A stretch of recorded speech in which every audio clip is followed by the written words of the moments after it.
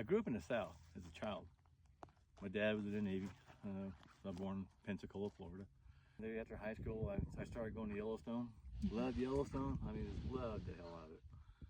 Got involved with the Wolf Project. Got involved with doing some of the mountain lion tracking stuff, the bison, protecting the bison.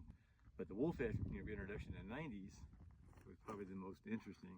And I filmed with Bob Landis, was a cinematographer. He's done some great videos, some great movies on the North American wildlife, especially the Yellowstone wildlife. I didn't know anything about horses when I moved here 15 years ago. I had photographers say, let's go out and shoot the wild, photograph the wild horses.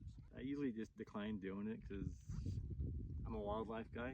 From what I heard, what people said, they're just feral horses. So I never came out. It took me a year. So I finally came out with them and started watching the horses and photographing them. And then I realized the behavior is not that of a domestic horse. It's that of the same behavior I see in bison and elk and moose, and even in wolves. It's the exact same behavior. Then I realized, wow, they're not feral. Feral is like a cat, stray cat you let out of the house and doesn't come back. It turns feral. So I hate the word feral, for one, especially when it comes to these horses here, because none of them are feral. These horses have all been born in the wild. Going back 5 generations, we know these horses, they've all been born in the wild.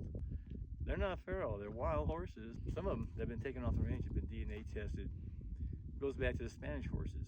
And also there's a couple other markers in there for Morgan and Shetland, which was what they introduced to the horses in the mid 1800s. The miners did it to use the horses in the mines to pull ore carts. So that's how they got a little bit mixture. So they're smaller, hardier, stockier breed, not like the domestic horses you see on a racetrack or even on the ranches. So I got hooked. So I've been photographing wild horses for 14 years, and here I am now, managing a 3,300 acre Buckeye Creek ranch and watching over things, just basically a caretaker.